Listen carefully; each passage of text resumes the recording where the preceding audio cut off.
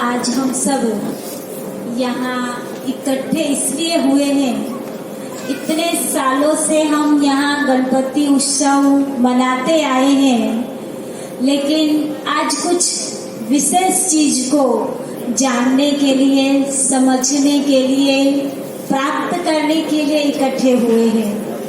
वैसे देखा जाए तो पूरे भारतवर्ष के अंदर हर गली, हर घर, हर सोसाइटी के अंदर इतने सारे गणपति की प्रतिमा लेकर के हम सभी आते हैं और बड़ी धूमधाम से, उमंग उत्साह से उस 10 दिन बहुत अच्छे से एंजॉय करते हैं।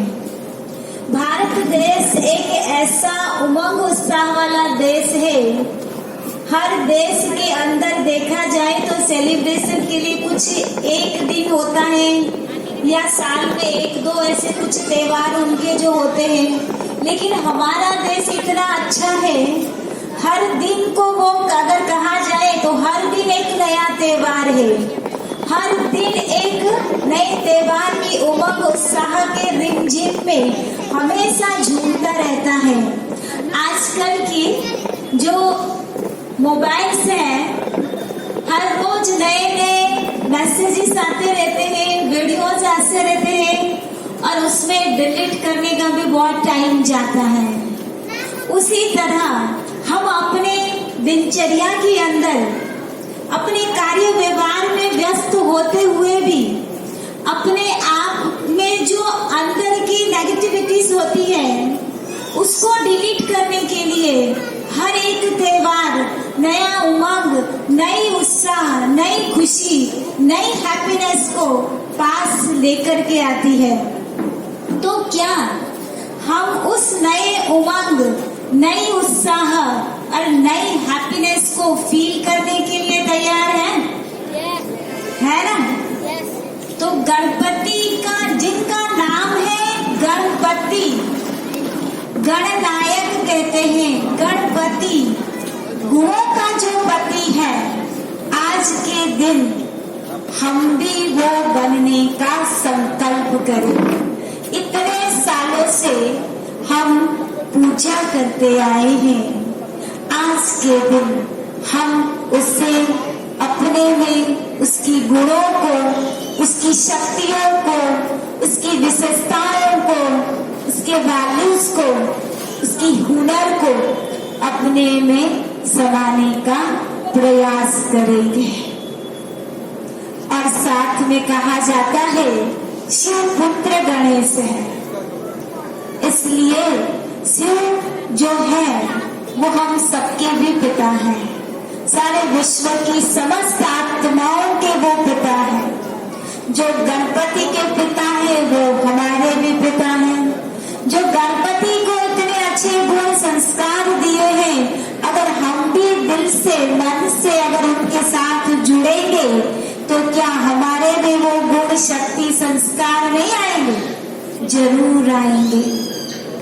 साथ साथ में कहा जाता है कि एक बार जब पार्वती जी खुद को, शिव जी जब तपस्या के लिए निकल जाते थे तो अपने आप को अकेला फील करती थी। तो उन्हें संकल्प आया, क्यों नहीं एक अगर मेरा एक साथी हो, साथी के रूप में एक संतान हो तो कितना ना अच्छा हो। तो ये सोच करके उन्होंने गणपति की रचना शुरू की। शास्त्रों के अंदर, हम भक्ति के अंदर ही हम जानते हैं कि गणपति की उत्पत्ति किससे हुई है। कहा जाता है कि पार्वती जी की मेल से हुई है ना? क्या ये हो सकता है?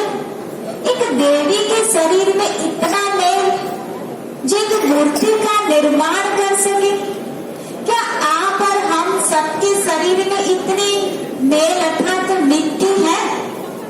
हम कितना स्वच्छ रहते हैं, तो मिट्टी का मतलब क्यों दिखाया है? अर्थात ये शरीर हर किसी का मिट्टी का बना हुआ है, इसलिए गणपति को मिट्टी से उत्पन्न होते हुए दिखाया है। साथ में कहा जाता है स्टोरीज के अंदर, अपनी अपनी माँ की आज्ञा को पालन करने के लिए वो पहरे पर था। आज्ञा ही तो पालन कर रहा था। तो कहा जाता है 10 साल तपस्या करने के बाद शिव जी घर लौटे थे और गणपति जी को पहरे पर देख करके उन्हें गुस्सा आ गया। आप और मैं थोड़ी देर मेडिटेशन करते हैं तो कुछ देर के लिए अंदर से हम पीसफुल की फीलिंग करते हैं। कुछ देर के लिए हम किसी से बड़े आवाज से बात करने का हमें मन नहीं करता है, अच्छा नहीं लगता है।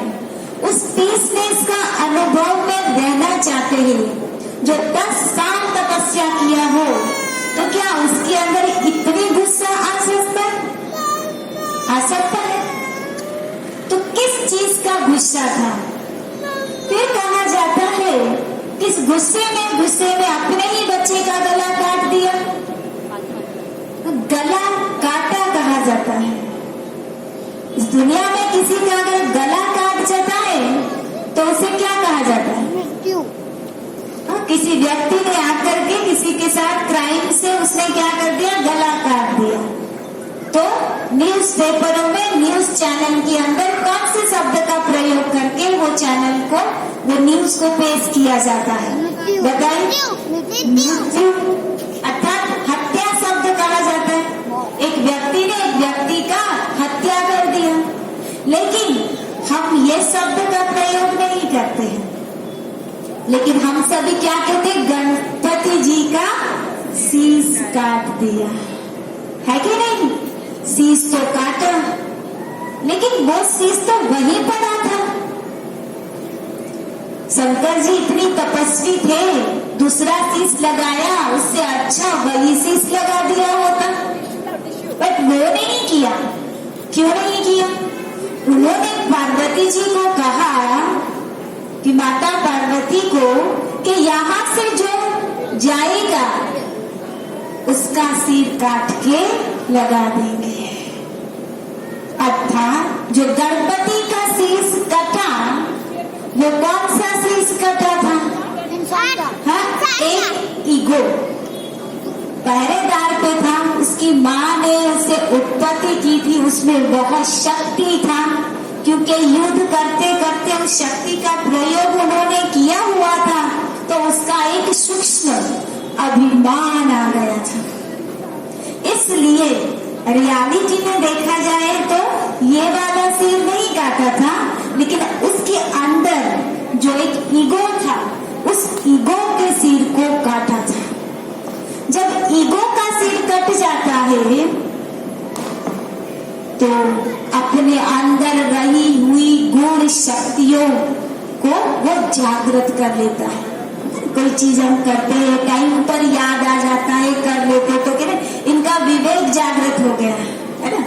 तो गणपति जी का भी विवेक जागृत हो गया था। इसलिए हाथी का सिर बड़ा है, बट इसे बुद्धिशाली प्राणी कहा जाता है।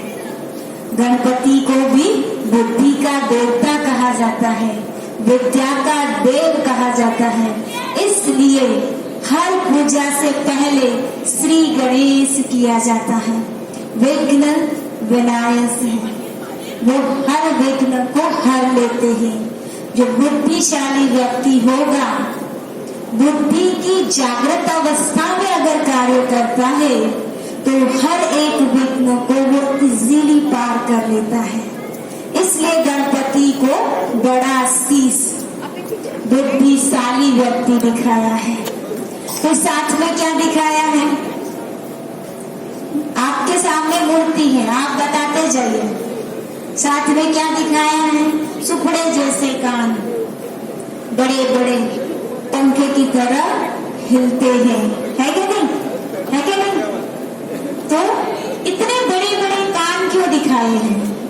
कान का मतलब है जो गहरी अपने अंदर सीखने वाली बातें हैं उसको ग्रहण कीजिए।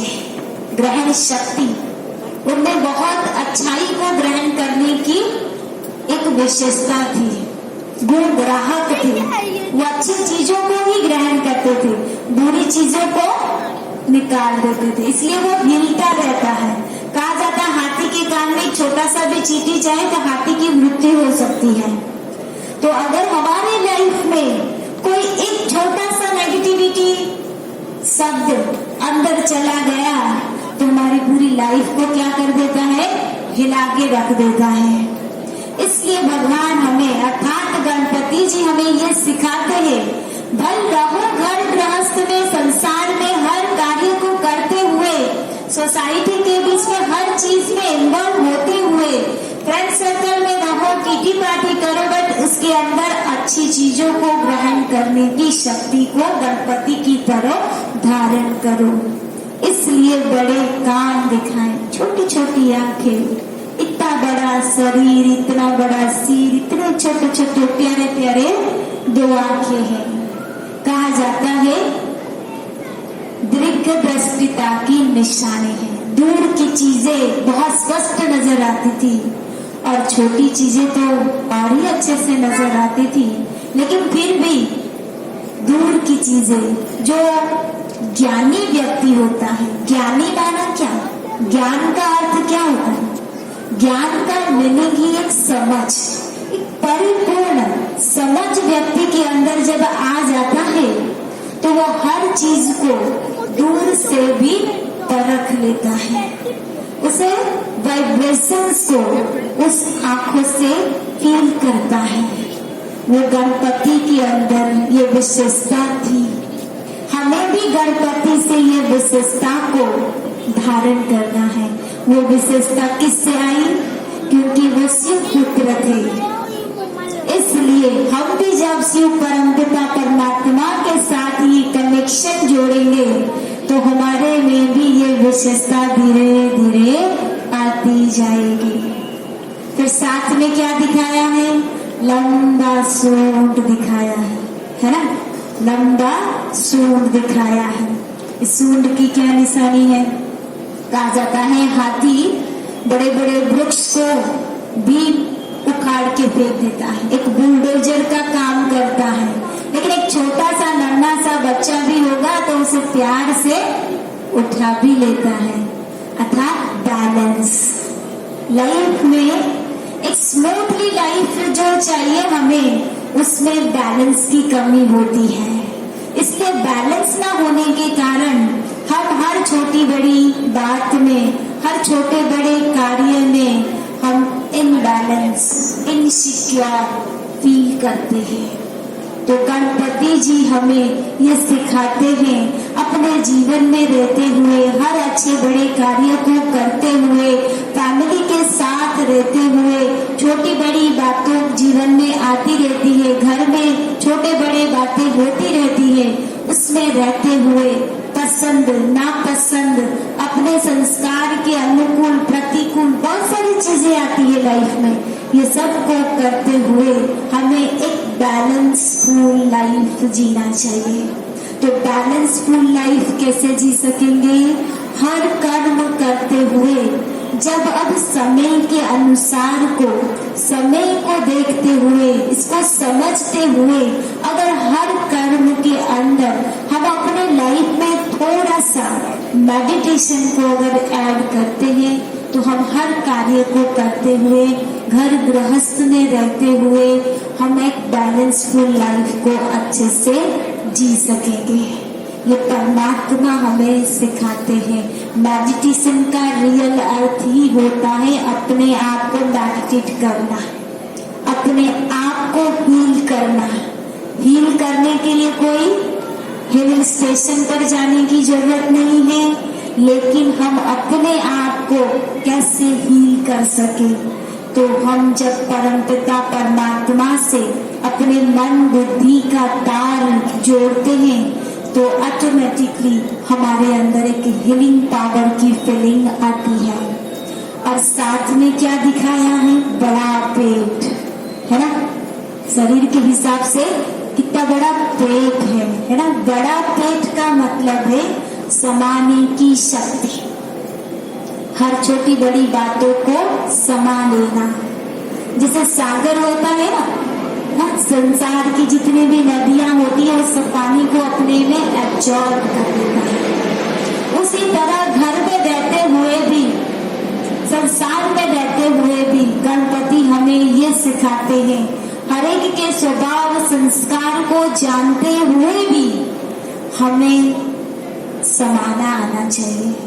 समाने के साथ साथ हमें एक्सेप्ट करना भी आना चाहिए। एक्सेप्ट करने के बाद एडजस्ट होना भी आना चाहिए।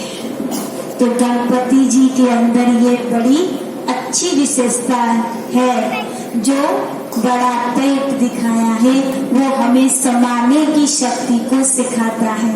तो हम भी अपने परिवार के अंदर, आज घर परिवार टूटने का कारण ही यही होता है, आपस में एक दूसरे के स्वभाव संस्कार को, बातों को, विचारों को हम अपने में समा नहीं पाते हैं, एडजस्ट नहीं कर पाते। कोई चीज हम जानते हैं ये रियलिटी है, फिर भी हम उसे एक्सेप्ट नहीं कर पाते हैं, एक्सेप्ट करके उसके साथ उसी तरह एडजस्ट नहीं हो पाते हैं। इसके लिए ये सारी चीजें, प्रॉब्लम्स हमारे लाइफ में आ जाता है। तो हमें गणपति से आज के दिन ये सीखना है, वो समाता गया, एक्सेप्ट करता गया, एडजस्ट करता गया, तो क्या हो गया, इसका पेट बड़ा हो गया। तो इसका मतलब ये नहीं हमारा पेट बड़ा हो जाएगा, नहीं, लेकिन हमारे अंदर गुणों की विशेषता और ही बढ़ जाएगी और शक्ति भी बहुत अच्छे से आती जाएगी। फिर कोई और बात आकर के कोई आपको सुनाए ना, तो आप उनके लिए एग्जाम्पल बन जाएंगे, उनको सिखाने के लिए। जैसे गणपति हमारे लिए एग्जाम्पल बने हैं, वैसे हम औरों के लिए एग्जाम्पल बन जाएंगे। फिर दूसरा क्या दिखाया है, 4 हाथ दिखाया है। एक हाथ में कुल्हाड़ी होता है, एक हाथ में रस्सी होता है, एक हाथ वरदानी मूर्त होता है और एक हाथ में मोदक होता है कि नहीं? इसमें शायद तक नहीं है, बट अलग अलग गणपतियों में ये 4 चीजें होती है। तो कुल्हाड़ी का मीनिंग है अपने जो पिछले जन्मों की कार्मिक अकाउंट है उसे मेडिटेशन से कट करना, वो हमें सिखाते हैं। जब कभी फुर्सत मिले, अगर आप यहाँ भी सब इकट्ठे होते हो तो हम आपको ये सब चीजें सिखा सकते हैं, लेकिन वो हमें ये सिखाता है हमारे पिछले जो कार्मिक अकाउंट है उसको कट करना। इसीलिए कुल्हाड़ी दिखाई है, रस्सी दिखाई है। रस्सी एक जीवन की मर्यादा की रस्सी है। आजकल हम कब सोते हैं, कब उठते हैं, क्या खाते हैं, कहाँ जाते हैं, क्या कर रहे हैं, कैसे कमाई कर रहे हैं, कुछ पता नहीं है। इसके अंदर बैलेंस ये रस्सी सिखाता है, मर्यादा में रहना। हर चीज ये सब ऊपर नीचे हो जाने के कारण हमारा हेल्थ बिगड़ा है, हमारा मन डिस्टर्ब हुआ है, क्योंकि उसकी मर्यादा रही नहीं है। हमें 10 करना चाहिए, उसकी जगह हम रात को, अभी त्योहार का माहौल है इसलिए, बाकी फिर भी रूटीन लाइफ में भी हम बहुत देर रात तक जगते हैं, ये सब कुछ न कुछ करते रहते हैं। खान पान थोड़ा सा इधर उधर हो जाता है, भले घर का भी खाते हैं, बिन टाइम खाते हैं तो शरीर क्या हो जाता है, खराब हो जाता है। ये सब एक दिन की बात नहीं है, बस काफी टाइम से ऊपर नीचे होने के कारण हेल्थ खराब हुआ। धन किस लिए कमाया था हमने, हेल्थ बनाने के लिए कमाते गए। उसके लिए जो रेस्ट चाहिए, चाहे जो आराम चाहिए था, शरीर को दिया नहीं, ना तन मन न संबंध को टाइम दिया। वो सारी टाइम एनर्जी हम उसमें लगाते गए। अब उसको ठीक करने के लिए जो धन कमाया है वो उसमें लगाते हैं। इसलिए रस्सी हमें एक मर्यादा में बांधने के लिए सिखाता है। फिर क्या दिखाते हैं, मोदक। एक हाथ में क्या है, मोदक समृद्धि, प्राप्ति और संपन्नता की निशानी है। कुछ चीज को पाना है तो परमात्मा हम बच्चों को कहते हैं बड़ी लगन से उसमें जुड़ जाओ और बहुत अच्छे से मेहनत करो, खूब मेहनत करो।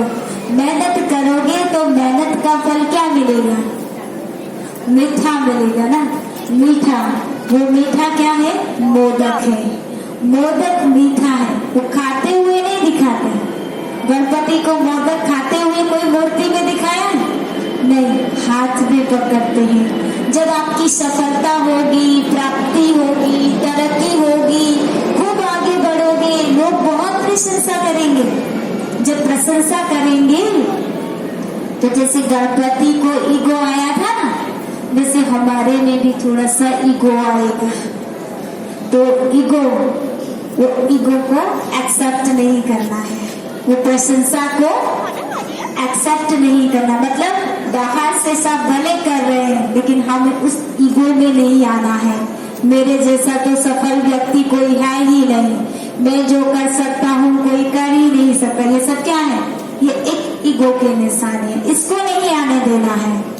वो और मीठा हो जाएगा, तब मोदक और मीठा हो जाएगा। जब आप ईगो को छोड़ दोगे, उसे एक्सेप्ट नहीं करोगे, तो आपकी वाणी कैसा होगा? सदा के लिए, सबके लिए निर्मल मधुर वाणी निकलेगी। उसके बाद क्या दिखाया है? एक हाथ वरदानी।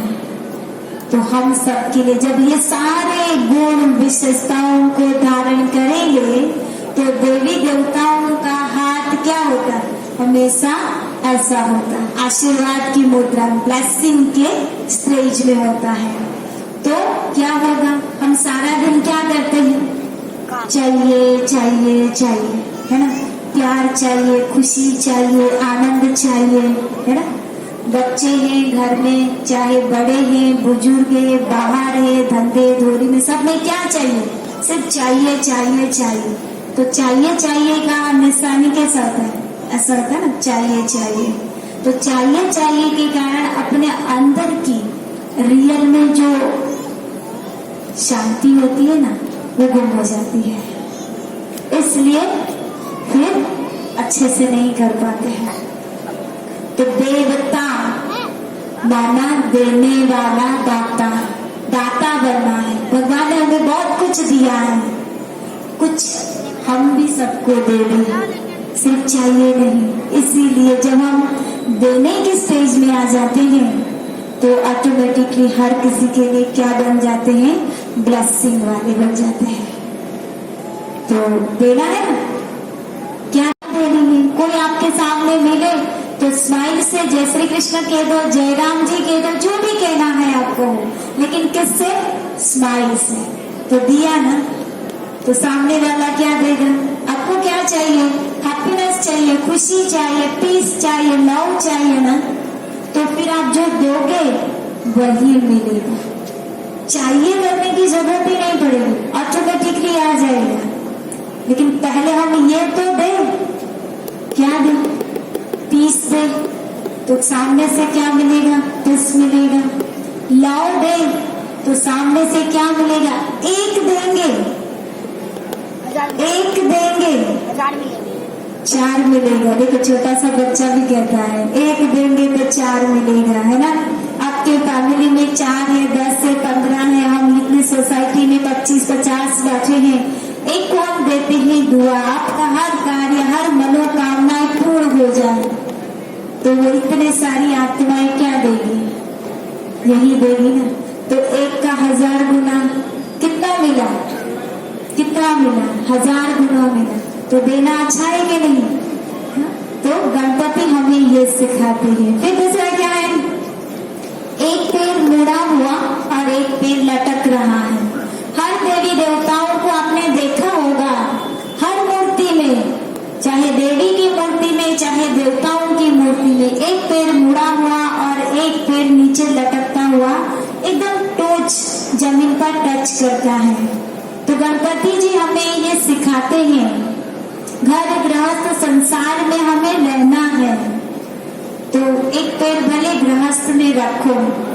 ये संसार क्या? मिट्टी है, इस मिट्टी में एक पेड़ भले थोड़ा सा टच करके रखो, टच करते हुए भी न्यारा और प्यारा बनना है, ब्रिटिश होना भी आना चाहिए।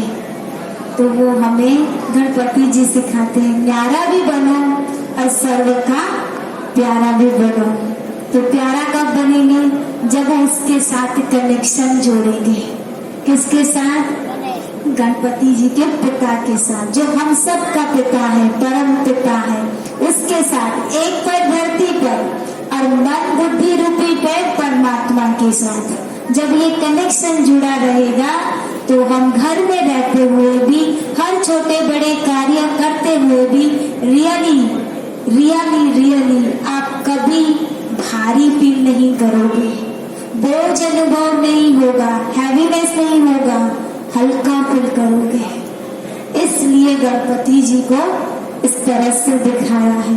फिर क्या दिखाया? उसके साथ साथ बड़ा सुंदर वाहन है उनका, इतना बड़ा शरीर और इतना छोटा सा चूहा दिखाया है।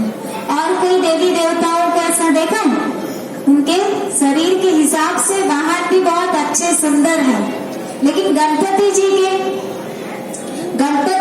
वाहन देखो कितने छोटे से हैं।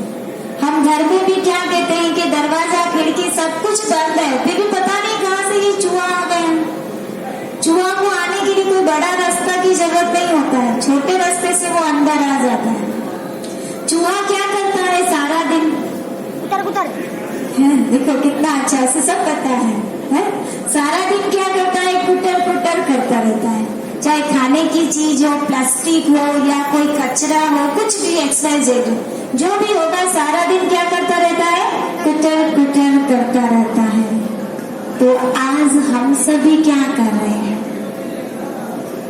हाँ, साथ में ये सोशल मीडिया थोड़ा सा और ही ज्यादा कुटर करना सिखा दिया है कि नहीं? पास में बैठे हैं, दिल की बात नहीं बताएंगे, लेकिन मैसेज अप्लाई करेंगे, है ना? तो ये क्या है?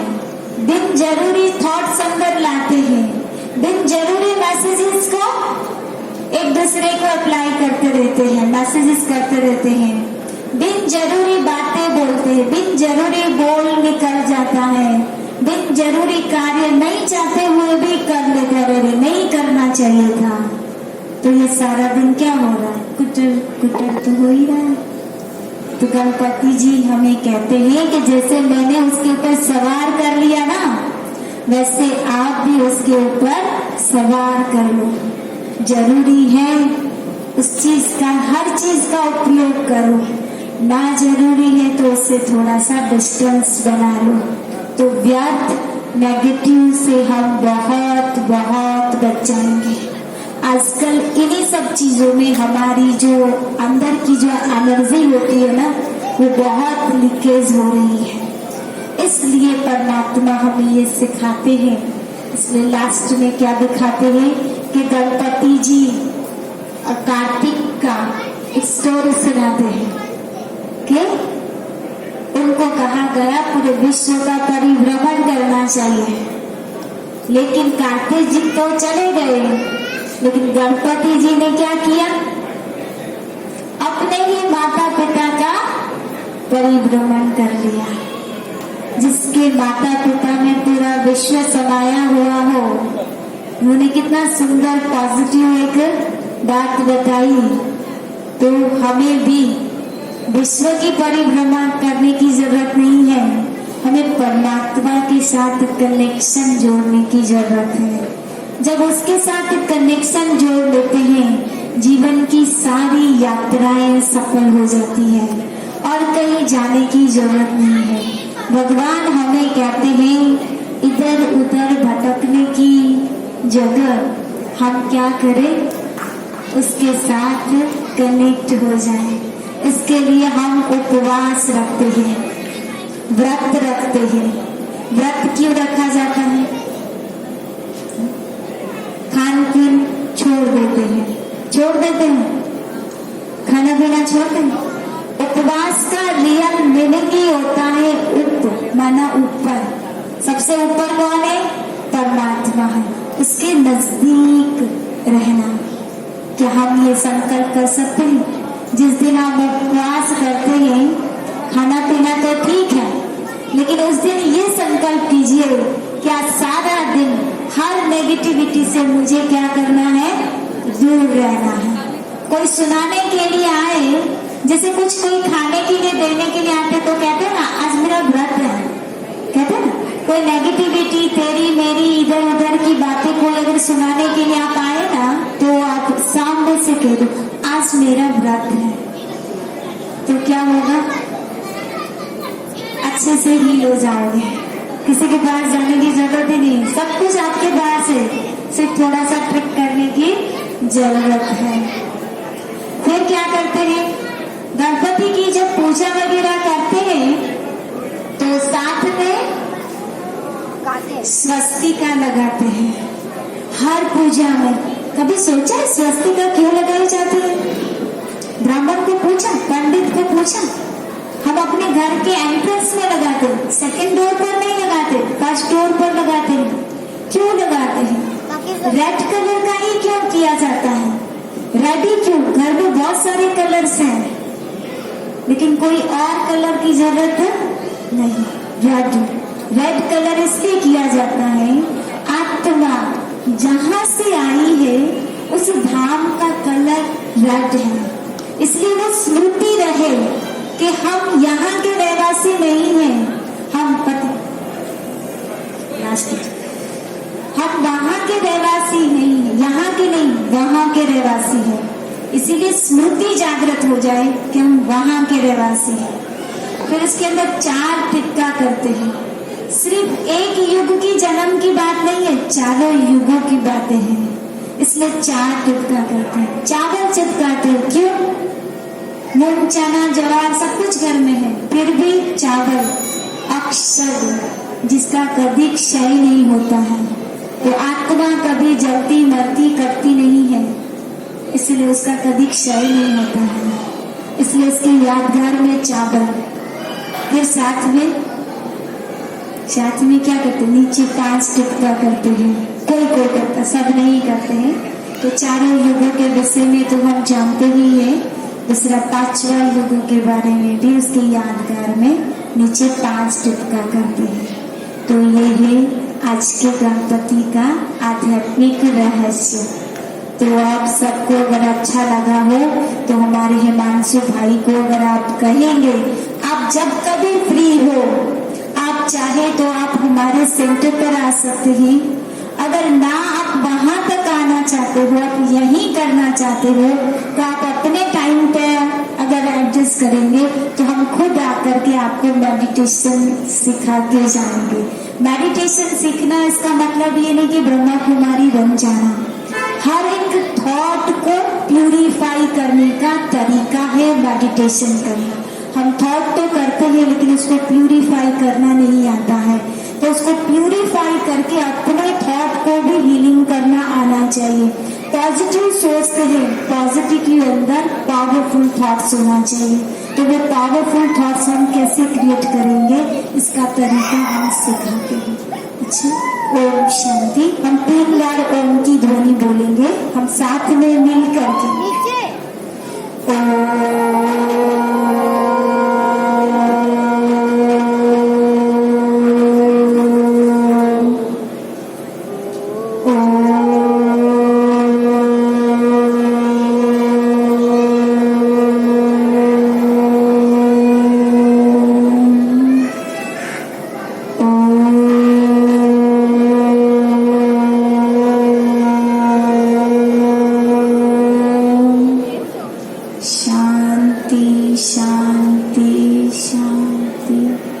सबको थैंक यू। आपने अपना अमूल्य समय निकाल करके, लेट हो गया था फिर भी आप सब अच्छे से ध्यान पूर्वक परमात्मा के ज्ञान को सुना, उसके लिए बहुत बहुत धन्यवाद आप सबका। ओम शांति।